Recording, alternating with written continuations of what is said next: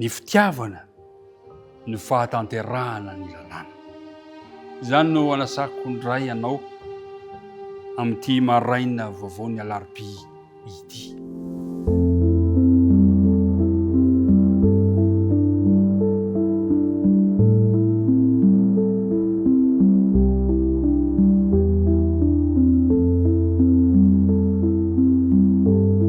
Miarabantsika rehetra tafahoana somatsara amin'izao fandarana izao.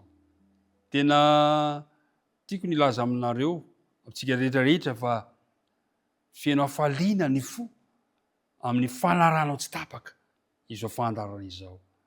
Ny fiadanan'ny tompo, ny fahasoavany ampy mizarany, ny fitahiana manana ambiampy ane dia mba ho atolony anao, ho antolony ho an'ny ankohonanao, hitantana anao ane Andriamanitra. Ankehitriny ary raha andinika izao lohahevitra izao sika dia manasanao hiaraka hivavaka. Rainay izay eny an-danitra, ho amasinina ny anaranao, ho tonga ny fanjakanao ary atao any ny sitraponao.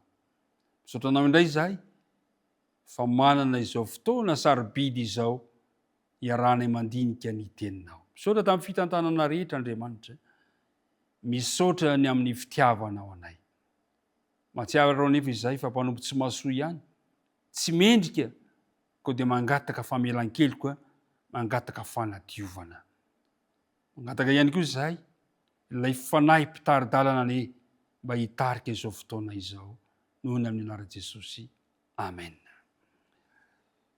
Tsara manakariva na manatitrantotra ry mpiara-midinika namana fa mifandray ny fitiavana sy ny lalàna. Zay nahatonga ny Paoly amin'ny Romanina 7:10 ka 9:9 ka hatramin'ny 10. Izao no amtinany azy manao hoe fa izay tia namany dia efa nahatanteraka ny lalàna. Mahafinaritra izany. Izay tia namany dia efa nahatanteraka ny lalàna. Ny fitiavana no fahatanterahany lalàna. Zany voalaza amin'ny 10:10. Ary mbola mampirisika antsika, manentana antsika mba hitia ny lalàna. Satria ny lalàna mampianatra anao mba hitia.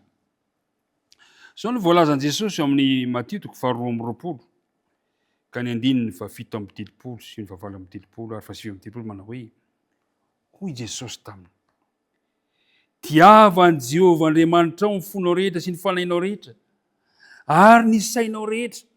Izany no didy lehibe sady voalohany. Ary ny faharoa tahaka azy ihany dia izao: tiava ny namanao tahaka ny tenanao. Izany didy roa izany no iantona ny lalàna rehetra sy ny mpaminany. Ny fitiavana no fahatanterahana lalàna.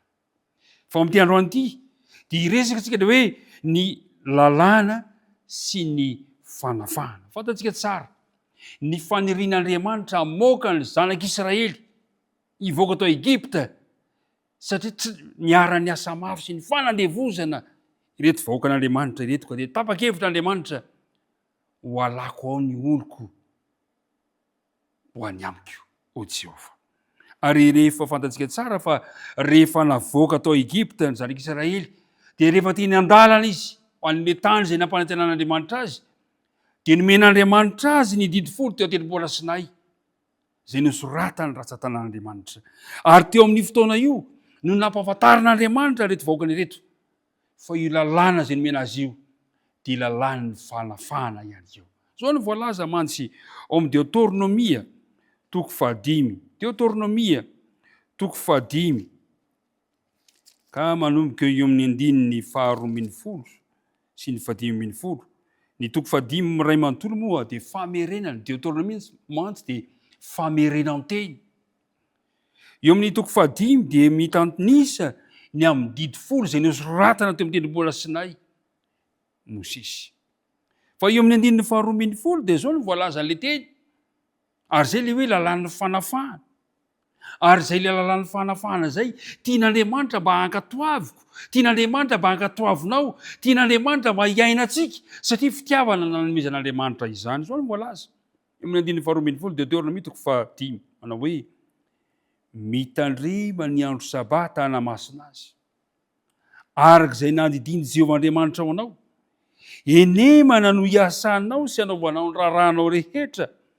Fa sabatany Jehovah Andriamanitra ao ny andro fahafito, koa aza manao raharaha akory ianao am'izany, na ny zanakao lahy na ny zanakao vavy, na ny ankizy lahinao na ny ankizy vavinao, na ny ombinao na ny borikinao, na ny biby fiomponao rehetra, na ny vahininao zay tafiditra eo ambavadinao, mba hitsahara ny ankizy lahinao sy ny ankizy vavinao tahaka anao koa. Andininy fa 10 ary tsarovy fa andevo tany amin'ny tany Egipta ianao, ka tanana mahery sy sandrina injitra no nitondranao ny voaka avy tany. Izany no nandidiny Jehovah Andriamanitra ao anao, hitandrina ny andro sabata. Misy resaka fitsaharana, ny fanafahana nataon'Andriamanitra tany Egipta. Averitsika indray mandeha fa le lalàna zay nosorata tao teny Sinay, lalàm-pitiava. Ny lalàna rehetra dia lalàm-pitiava. Raha tiako zany ny aneho fitiavana n'Andriamanitra dia atsaiko ireo lalàna zay nosoratany, le lalàna efatra. Ary ao anatin'izany ilay didy faefatra zay mampitandrina antsika, miantso antsika ho amin'ny fiankofana fitsaharana rehefa sabata ny andro. Tamin'io sabata io tokoa mantsy no ny tena nampafantaran'Andriamanitra hoe sandry mahery sy tanana na injitra no nitondrana antsika ny voaka avy tany amin'ny tany Egipta. Tena fitiavan'Andriamanitra ny namoahana antsika avy tao amin'ny tany Egipta. Ary mpiara-midinika namana, ny didy momba ny sabata izany dia didy maneho ny fanafahana antsika, didy zay mitaona antsika ihany koa mba hatsiaro ny hafa. Zao mivoalaza eo amin'ny Isaia mpaminany toko 7:10, Isaia toko 7:10 ka ny andininy 7:10 sy ny andininy 8:10 manao hoe raha miaro ny tongotro amin'ny sabata ianao ary tsy manao zay tianao amin'ny androko masina, ary manao sabata hoe fahafinaretana ary no amasin'i Jehovah hoe miendrika ao an-tsaina ka manome voninahitra azy, ary tsy mandeha amin'ny lalanao na manao zay tianao na miteniteny foana, dia hoy Jehovah hoe dia iravoravo amin'ny Jehovah ianao, ary asanatro amin'ny avoana amin'ny tany ianao, sy fahanako amin'ny lovan'ny Jakoba rainao, fa ny vavan'i Jehovah no efa niteny. Ry mpiara-midinika namana, ao amin'ny tontolo-kevitry ny fitandremana ny sabata no tian'Andriamanitra azahoantsika firavoravona miaraka aminy, fahafinaretana miaraka aminy.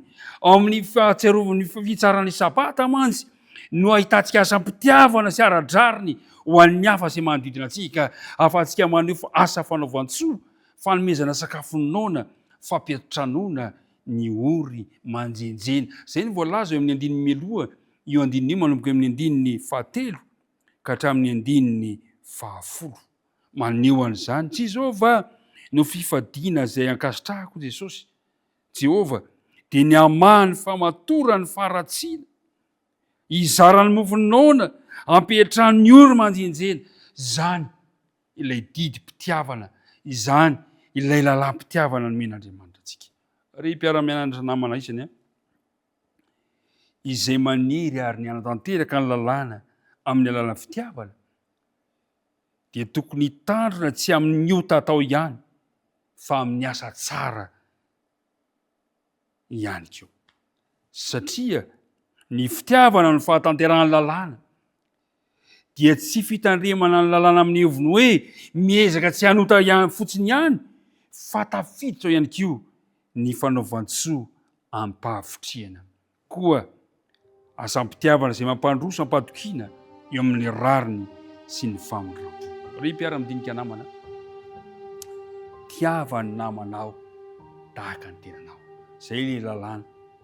Ary andininy anankiray, ny lalàna dia lalàna ny fanafahana ihany koa satria rehefa tany amin'ny tany Egipta reto vahoakan'Andriamanitra dia tsy nahita ny fitsara ny sabata noho ny fanandevozana izay nahazo azy ary dia nanapa-kevitra Andriamanitra fa nosoratany teo amin'ny vato fisaka izany mba ho tsarovany taranaka rehetra mifandimby fa ny sabata dia lalàna ny fanafahana ho an'ny tsirairay avy ka nataony manao hoe mahatsiarova ny andro sabata hanamasina azy ny tompo anie hitantana anao ka mba hainao ihany koa ny manararoatra mandray izany fitsarana sy fanafahana izany rehefa sabata ny andro satria lalàna mitondra antsika ho an'ny fanafahana izany andro izany dia momba anao anie Andriamanitra momba antsika tsirairay avy anie izy hivavaka isika ary ray malala ny an-danitro misaotra anao izahay fa tanteraka indray izao fotoana sarobidy izao ka nampafantarinao anay